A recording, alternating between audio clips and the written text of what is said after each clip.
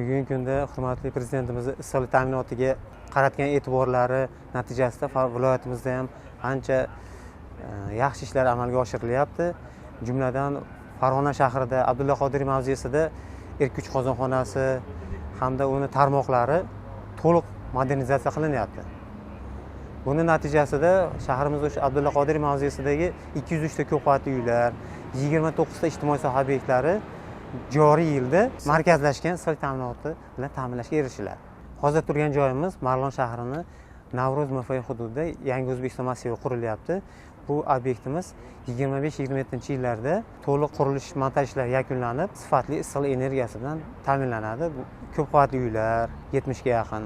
Bundan tashqari ijtimoiy soha obyektlar, maktablar, poliklinikalar bor, bolalar bog'chalari hammalarini qamrab oladi. Qozonxonamiz umumiy quvvati 70 megavatni tashkil qiladi. Umumiy summasi 70 milliard so'mni tashkil qiladi.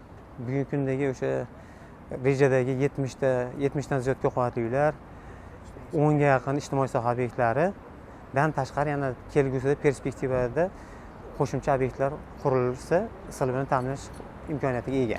Bundan tashqari Farg'ona shahrining markaziy qismi Alisher Navoiy, Sohibqiron Temur ko'chalaridagi 285 ta ko'p qavatli uylar, 70 ga yaqin ijtimoiy soha obyektlarini markazlashgan issiqlik ta'minotini ta'minlash bo'yicha ham dasturga kiritilgan.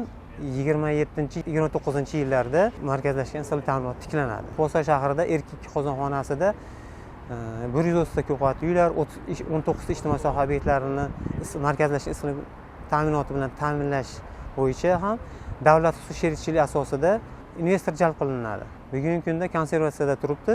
27-29-yillarda amalga oshiriladi. Bu loyihamiz kogeneratsiya loyihasi bo'lib, bir vaqt o'zida ham elektr energiyasi, ham issiqlik energiyasi ishlab chiqiladi.